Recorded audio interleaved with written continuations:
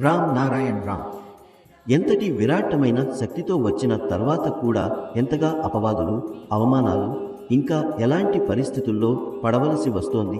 ఇప్పుడు మీరు చెబుతారు, అంతటి శక్తి ఉన్నవారు తమ కోసం ఏదైనా చేయలేరా? కానీ ఎవరిలో కర్తవ్య జ్ఞానం ఎక్కువగా ఉంటుందో వారు తమ కర్తవ్యాన్ని నిర్లక్ష్యం చేయలేరు. కర్తవ్య జ్ఞానం ఎక్కువగా ఉన్నవారు మరింత కష్టాన్ని భరించాల్సిందే.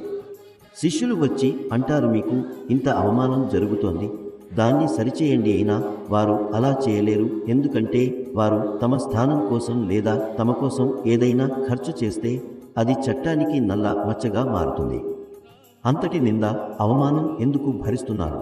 ఈ బాక్సులను లాగేందుకు ప్రసవ వేదన వచ్చినప్పుడు లజ్జ అనేదే ఉండదు. అందుకే ఈ బోగీలను ఎవరో దొంగలు అన్నారు అనేది ఆయనకు పట్టదు. ఎందుకంటే ఎవరేమన్నా ఈ బోగీలను గమ్యస్థానానికి ఎలా తీసుకెళ్లాలో తనకు తెలుసు. అది చేయాల్సిన బాధ్యత తనదే అని ఆయనకు తెలుసు.